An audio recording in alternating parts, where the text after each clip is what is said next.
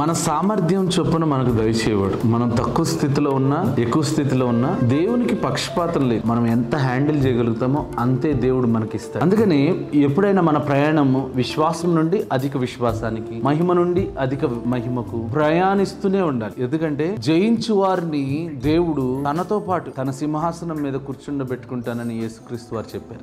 రాజ్యాన్ని ఎవరు స్వతంత్రించుకుంటారు? ఈ భూమి మీద అధికారాన్ని ఎవరు స్వతంత్రించుకోగలుగుతారంటే దాన్ని హ్యాండిల్ చేయగలిగిన వాళ్ళు. ఎవరికి పడితే వాళ్ళకి అధికారం దేవుడు ఇవ్వడు. ఈ రోజున అధికారం లేకుండా, ధనం లేకుండా, సమృద్ధి లేకుండా బ్రతుకుతున్నాం అంటే దాన్ని మేనేజ్ చేసే సామర్థ్యం నీలో లేదు. డబ్బులు లేకపోతే టెన్షన్ పడిపోతున్నావు, ఉంటే సంతోషించేస్తున్నావు, ఎక్కువ ఖర్చులు చేసేస్తున్నావు. సో నీలో ఆ సామర్థ్యం లేదు కాబట్టి దేవుడు కొన్ని రోజులు ఆపుతున్నాడు. దానియేలు గ్రంథం 7వ అధ్యాయము 27వ వచనం. ఆకాశమంతటి క్రిందనున్న రాజ్యమును, అధికారమును, రాజ్య మహత్యమును మహోన్నతుని పరిశుద్ధులకు చెందును. ఆయన రాజ్యము నిత్యము నిల్చును. అధికారులందరూ దానికి దాసులై విధేయులగుదురు.